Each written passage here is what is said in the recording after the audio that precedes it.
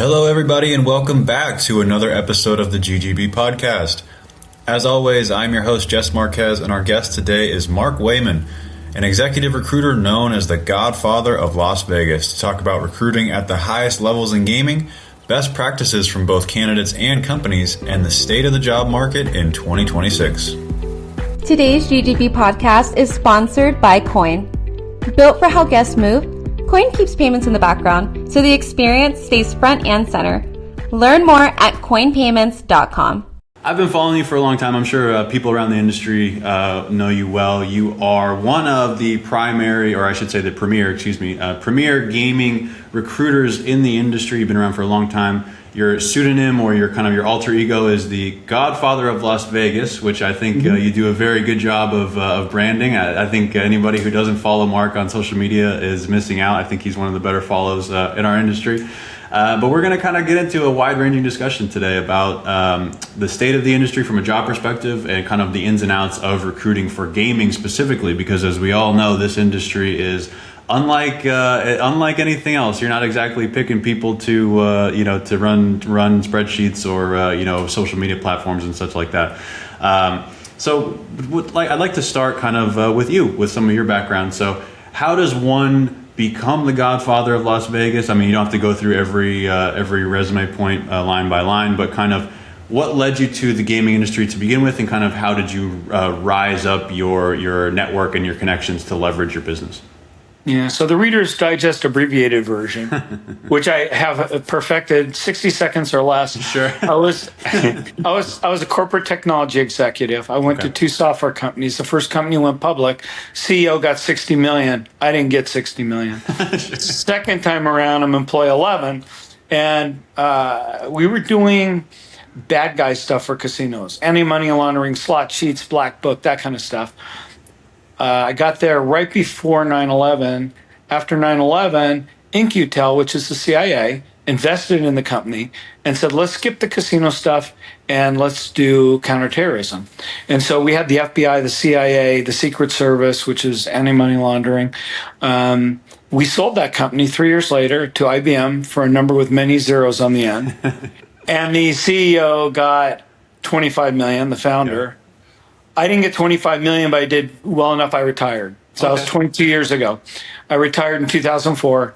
A friend of mine called and said, I need some FBI guys. I said, for what? He said, anti-money laundering. I said, that's a Secret Service. He goes, you know those guys? I said, yeah, but I bought a racehorse. I'm retired. I'm done.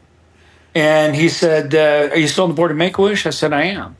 He said, I pay you $50,000 to do this, and if you don't want the money, why don't you give it to charity? And that was how I started the company. So I called Mirage Resorts, which you now know as MGM Resorts. I called Harrah's, which you now know as Caesars Entertainment.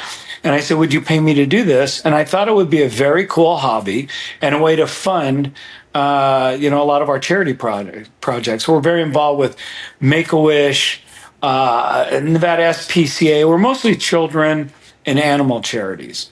And so 22 years later, I'm still here. I was going to retire, but I brought my daughter in, who's a far better recruiter than I'm ever going to be. She just turned 30. She's got enthusiasm. She's got youth. And after a really hard 2025 for hiring, both there's no candidates due to job hugging, and there's no jobs. This year started off pretty good. So I want to touch on that briefly. You mentioned your daughter joining. That's the most recent point of news that we have. So your daughter Amelia just joined the company, correct? She was from the tech consulting world or the tech recruiting world. Is that correct? Yeah. So she was Bishop Gorman. Nice. Right, best education money can buy. Colorado Boulder, did several years in New York. She actually did. We're external recruiters, right? From the outside. She did that for 2 or 3 years, then bumped over to a software company in Silicon Valley as an internal recruiter. And at the end, she was running recruiting for North America and Europe. So she's the technical piece of this. See, I'm a relationship guy. Companies hire me for 2 reasons. It's real simple. I have access to 8,000 casino executives. More importantly, I know everybody got fired. All right. So that's how I've always run my business. But she's a much better technical recruiter as far as sourcing, interviewing. So I've got her doing a lot of the heavy lifting. So it went from Godfather to Godfather and Company, or Godfather and Godfather and Company, yeah. I had to update my brochure. I thought I was done. I took my website down, right? I thought I was done, and so now I've got to put a new website up. But it needed to be refreshed anyway. It's okay.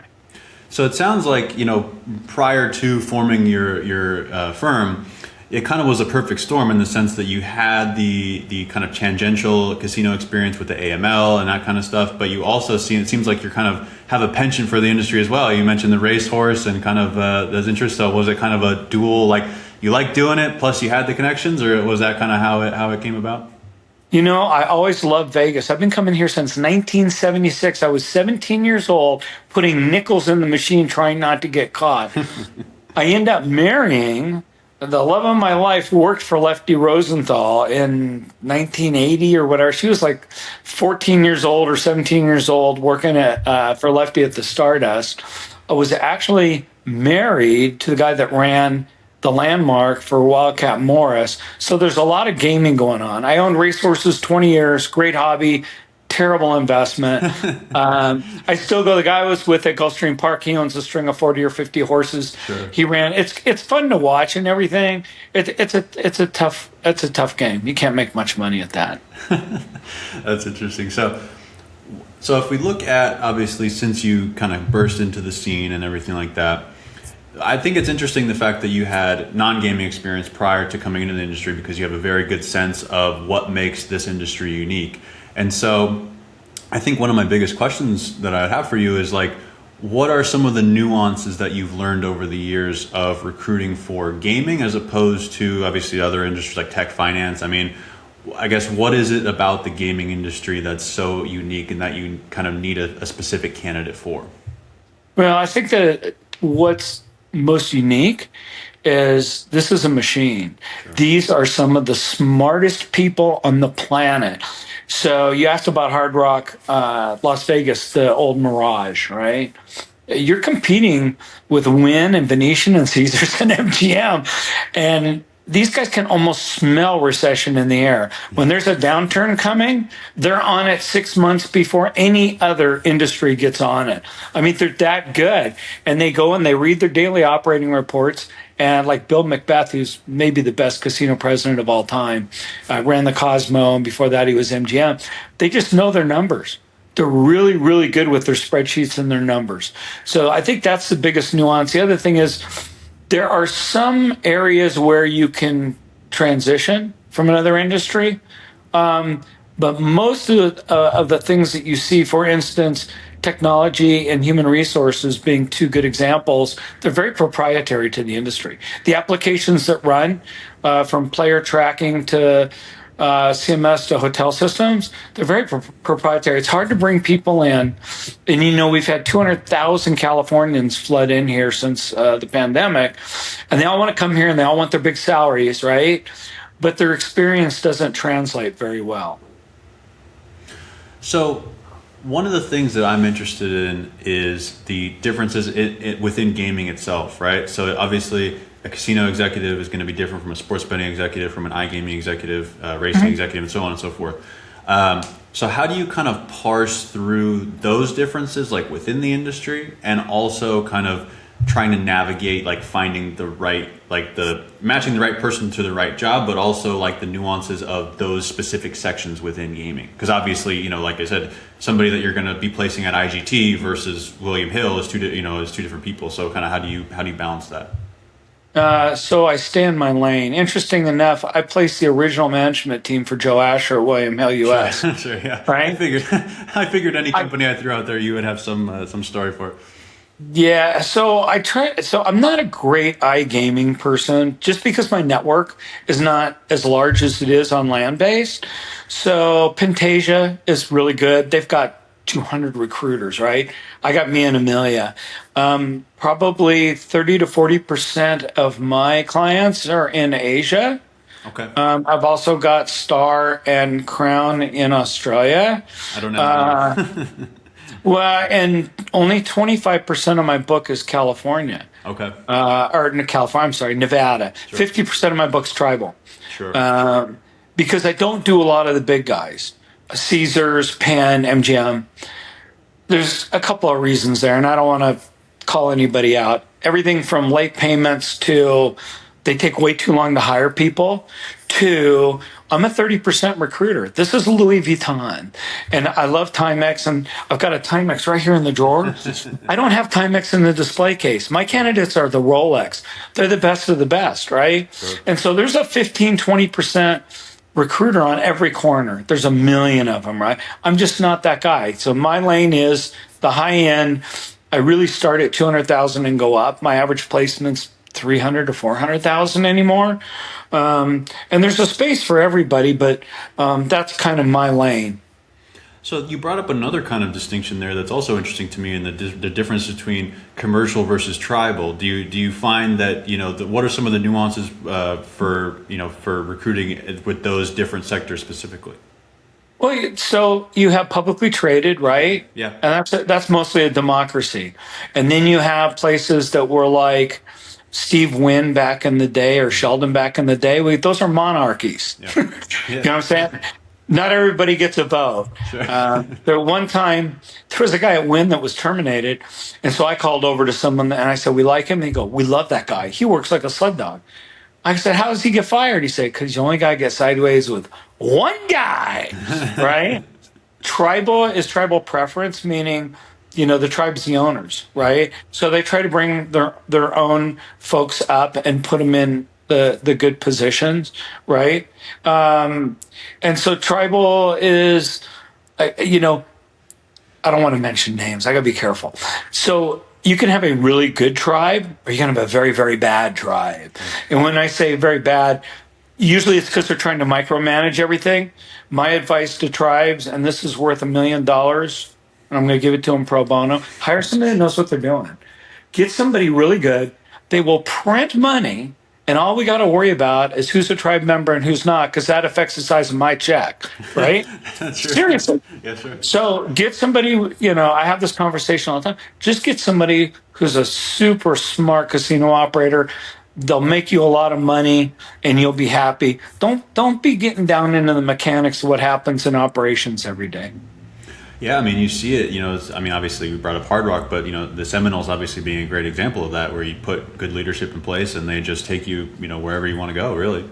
One of the things, kind of moving on now from the candidate perspective, so when you are, reviewing potential candidates or deciding whether or not to work with somebody, what are some of the things that you kind of look for? And I guess, if you run into a scenario, let's say, where you have two people, like person A and person B, and everything is the same, relatively the same, they both have similar experience, education, so on and so forth, but you say, I'm definitely going with person A over person B. What would make you want to do that, or kind of what are some of the factors that go into a candidate side? That's real easy. Integrity and character. Okay. That's, Peter Simon, he was Senior VP of Mandalay Resort Group, which is now MGM.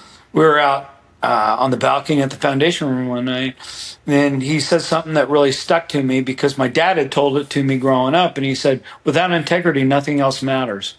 And so one of the things I do with candidates is I ask them 10 questions. The first question is compliance. Do you have a criminal record, a DUI, a tax lien, or a bankruptcy, a foreclosure, anything that's going to affect a gaming license, right? Because we're trying to get to the heart of character. On fight night, $50 million in cash goes through the casino, and we can't have people that had financial distress. It's just not a good sign, right? Then we go through some other things like, what's your current base salary? Well, I make $200,000. What are you looking for? $400,000? Okay, well, we'll be rooting for you, right? There's a lot of candidate delusion around money. The days of doubling your salary and working from your bedroom watching Netflix are over. RTO, return to office, it's real. Most of the candidates I've seen laid off on the gaming supplier side, IGT, Aristocrat, Light & Wonder, they're all remote. I said, find a local recruiter. Nobody's doing remote anymore. I don't have a single remote job. This episode of the GGB podcast is brought to you by Coin. When payments fade into the background, better experiences come forward. Coin helps operators support how guests naturally move through moments without interruptions or added friction. Secure, flexible, and designed to evolve, Coin integrates into existing environments while helping operators deliver more connected guest experiences. Learn more at coinpayments.com. Well, that's interesting. And what would you say? I mean, at this point now, you've been doing this so long, and you've got the process kind of down to a science. And I would assume that your filtration process, if you will, like allows you to avoid a lot of mistakes or missteps that maybe you had run into previously. But what percentage, like, how often do you have to walk away from a candidate or from a client? Like, how often does it just not work out? Probably 25% of the time. Really, that high? Yeah. So on the hiring side, what you want to look for is good communication and move. You see somebody good, get them hired in 2 weeks. Sure. Because anything over 4 weeks is a death sentence. Caesars invented death by due diligence 20 years ago. Okay. And I finally just stopped working with him. I can't, if it takes you 3 months to hire somebody, you're not hiring anybody good, right? On the candidate side, what you hope is to get 2 or 3 solid candidates. Keep in mind that 90 to 95% of the candidates I represent, I've known for 5 years or more. Very rare to take a referral. I will take a referral. I had one today from a senior VP at, I think it was Four Winds. He sent me a friend of his, and he looked good on paper, and he's vouching for him, saying, I worked with this guy. This guy's fantastic. But 90 to 95% of the time, I'm dealing with people I know, right? Because every time I send a resume over, I'm on the hook for it. If it goes south, the candidate moves on to another recruiter. If it goes south for me, I lose the client. So I have to be very, very careful with people. So that leads me to one of my next question, which is something that you talk about frequently, and you kind of touched on it there. But your relationships, your relationships with client or with candidates specifically. And one of your lines that I see you use often is, the worst time to reach out to a recruiter is when you need one. And so I've always, like, as somebody who, I don't swim in that pool. I'm not getting suggested, placed for several $100,000. But, like, what do you mean by that exactly? Because you know what I mean? Like, what do you think is an ideal way to maintain a relationship with a recruiter? Because I think a lot of people like myself would say, like, well, you get a job and then you do the job, and if you need another job, you reach back out. Like, what is a good example to you of good communication or good relationship with a recruiter? So 2 of the golden rules are, I get people for jobs. I don't get jobs for people. Sure. Okay. So what I get tons of cold calls, help me figure out my situation. I don't get paid for that, right? And then the other one, like you said, is the wrong time to meet an executive recruiter is when you're unemployed. Because, my clients want to hire gainfully employed people. If you left today and you got severance, that's probably okay. If you've been out of work 6 months, I can't get you an interview. I just can't. And what I tell people is, if you don't know an executive recruiter, then ask us. So you're a CFO.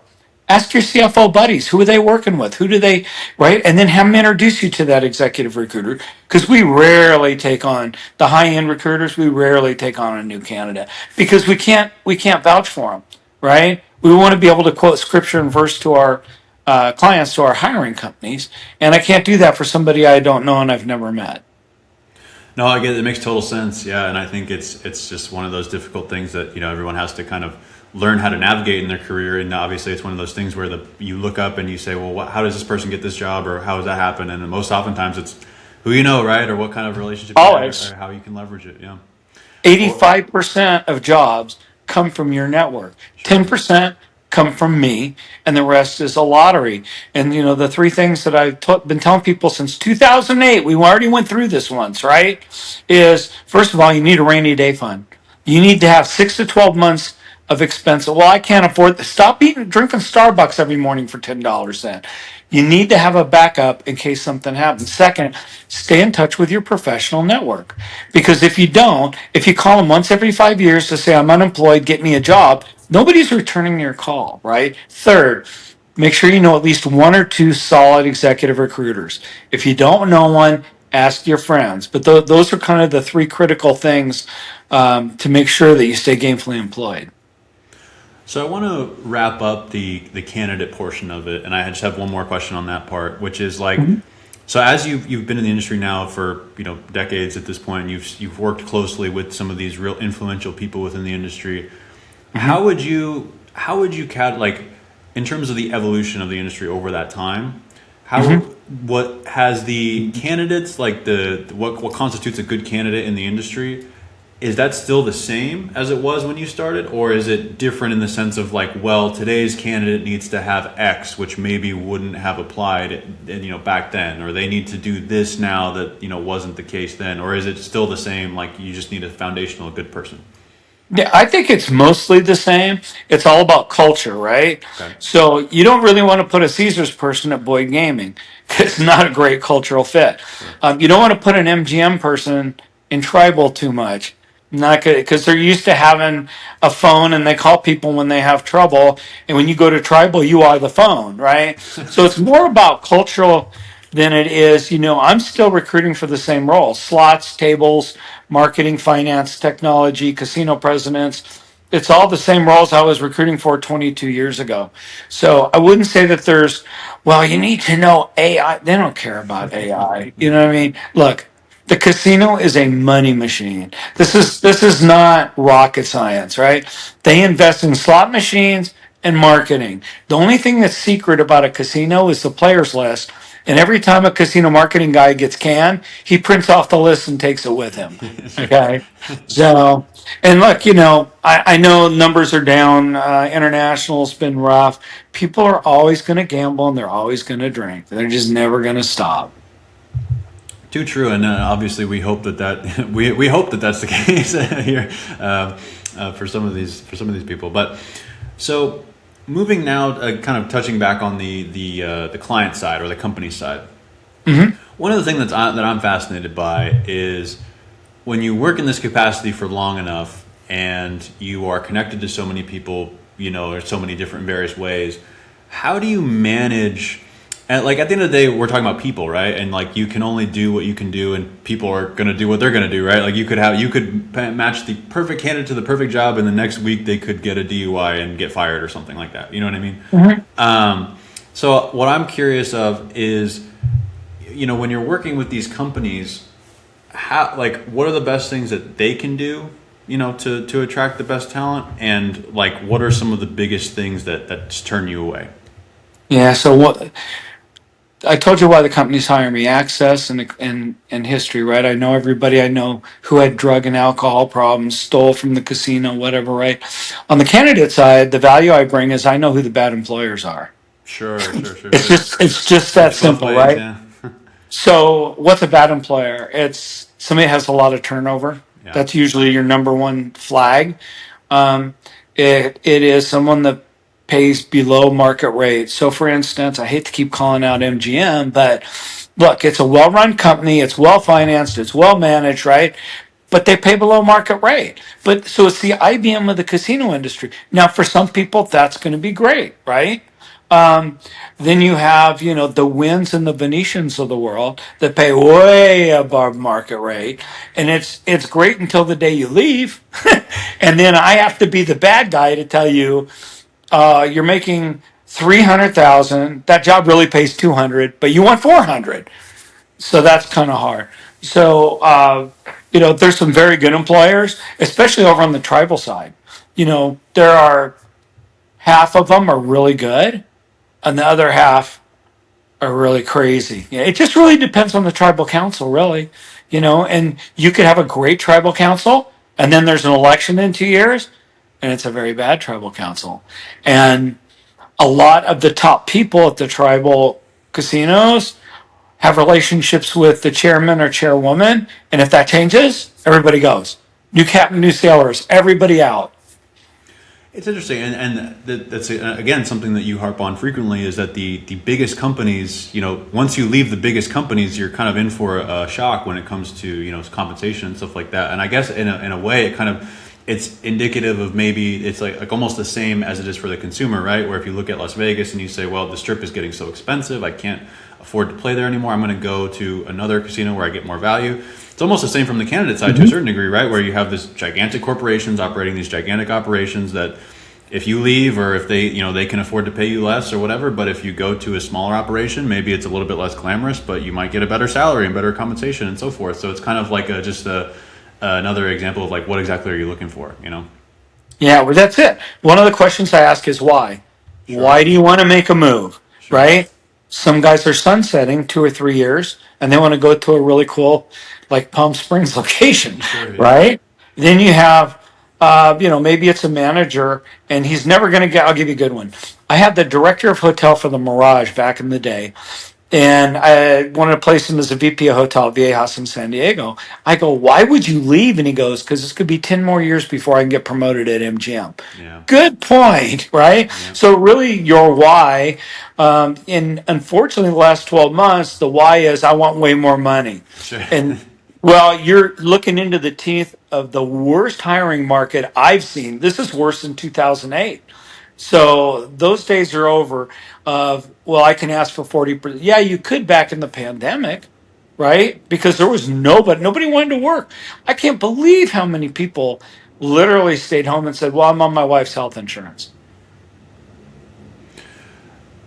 But yeah, so and I will get to the job market, the current job market in just a second. I know it's kind of been weaved throughout the conversation. It's kind of been hard to ignore. But I do want to follow up with just one final question on the kind of the people portion of it, and that is navigating like I don't want to say conflicts of interest per se, because I don't know if that's like the right term, but just like when you have all these experiences, when you're like. It's like kind of like being an agent, right, for sports, where you're like, It is. you have, Yeah. you don't root for teams, you root for your clients, but at the same time, you have to navigate those relationships just like anybody else. And at a certain point, I can imagine that the web gets so entangled to where it's like almost impossible not to like infringe on something or other. Or if you say, you could bring up any company or any person and bring up like, oh, well, shoot, I had that one time where, that company got really mad at me, and oh, that other guy, he didn't really turn out. You know what I mean? Like it seems like after all these years and after all these things, there'd be something in the way, so to speak, or some kind of like thing that you have to navigate with all these people and companies and just that part of it. So first of all, I don't poach or recruit from my clients, right? Okay. So I know there's a lot of recruiters that do that. I just find that to be a real problem, right? These are the people who supported me for 20 something years, and I'm not going to steal their employees away. The biggest problem I actually have is there are a couple of recruiters.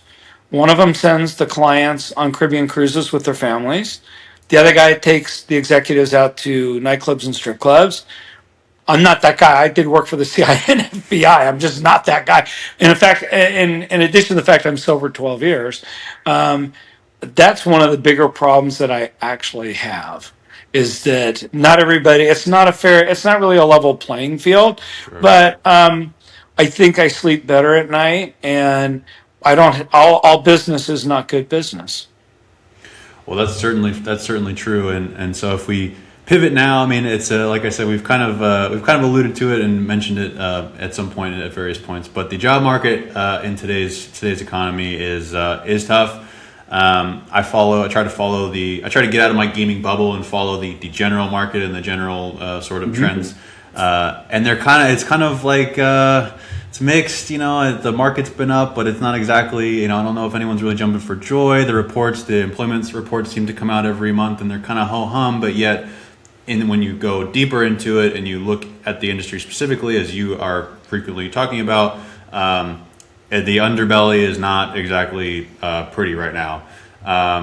So I guess instead of just bemoaning like the general kind of trends. At this point in 2026, I guess maybe a better question would be, how are you operating in this year and beyond? Like how has the current market shaped your outlook to where you're saying, okay, I'm going to operate under this premise versus just saying, oh, well, it's really bad or et cetera, Well, 2020 they closed the casinos. Sure. John Connolly, the CEO of Interblock, and I are having cigars, and he says, "Wait till they open them." I'm like, "What?" And then they opened them, and they had laid off 40% of the employees, and they got rid of all the people. They're going to hate me for saying this. They got rid of all the people they don't like. I kid you not. Yeah. I printed money for 2.5 years. I had 50 searches going at a time. I had to decide what to work on, right? About May of 2023, they could start to smell that slowdown in the air. And so hiring slowed way down.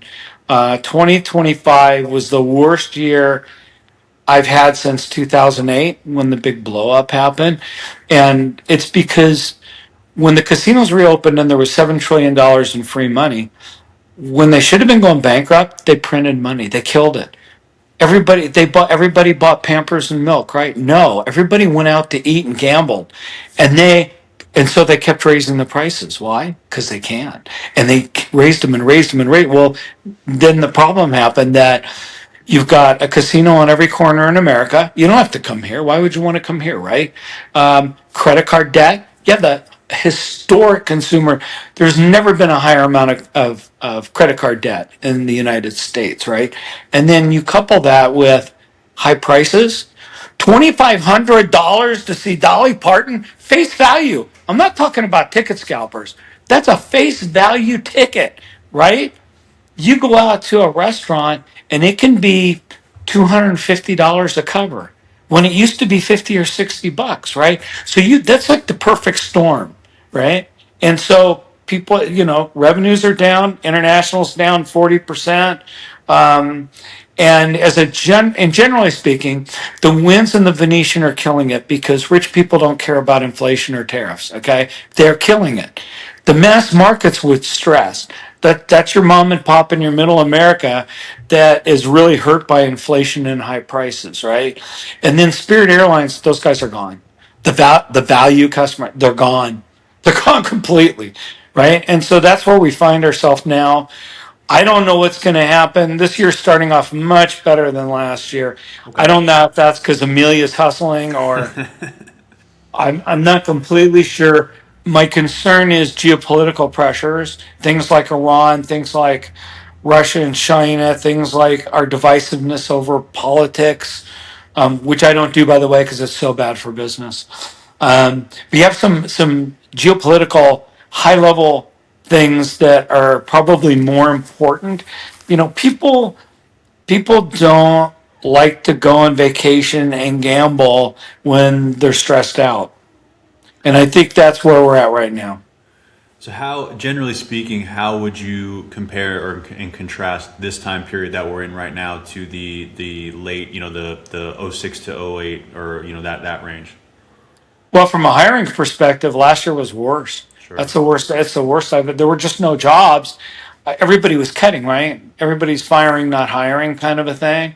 Um, you've got on the gaming supplier side. If we talk about IGT, Aristocrat, and Light and Wonder, everybody was lame. Everybody, and of course, obviously, IGT is going to restructure with Hector Fernandez coming in.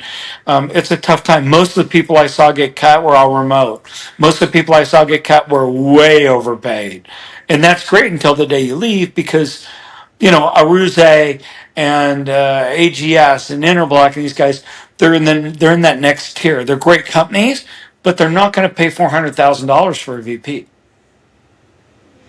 Well, this has been fascinating. It's been a very interesting. I don't want to avoid ending on kind of a down note. I will ask you to finish on some of your charitable efforts. I understand Sure. you're very involved in a number of causes. Tell us about some of the things that you guys are involved in. Yeah, of course. So the two big ones that we're on right now is Make a Wish, which we've been doing I think I've been funding wishes for 20 years. Run by Scott Rosenwig, great guy, great guy. They not children that are dying, but children that are very sick, and they want to go to Disneyland or they want to go to Hawaii or they need a computer, whatever. Right. The second one, which March 21st, we're doing their big fundraiser. That's in Nevada SPCA. We're doing the Doggy Bone Ranch fundraiser at the M Resort. I'll be sending an email out to all my clients shortly for sponsorships and auction items. People can always contact me directly at mwayman2 at cox.net, MWAYMAN, the number 2 at cox.net. Um, and just in general, like my dad taught me that if you take the elevator to the top, you have an obligation to send it back down for everybody else. And so, to whom much is given, much is required, and so we try to give back to the community that supports us. I was going to say that's your typical finisher. I feel like I see Yeah, that line on almost all your posts. yeah. That's a very nice ending. Yeah. We've been exceedingly blessed, and so my wife Ann and I, we consider it a blessing to be able to give back. Awesome. Well, Mark, thank you so much for joining me today. Like I said, I've been following you for a long time. I've been wanting to do this interview for a while, and glad to get it done. And thank you so much. You're more than welcome. Thanks, Jess. Thanks for tuning into the GGB podcast, sponsored by Coin. Designed to integrate with existing operations, Coin helps operators support today's guests and tomorrow's expectations. Visit coinpayments.com to learn more. We thank you for joining us on this episode of the GGB podcast. If you enjoyed it, please be sure to rate, review, and subscribe wherever you get your podcast. For all the latest news and features from the gaming industry, visit ggbmagazine.com. Thanks, and we'll see you next time.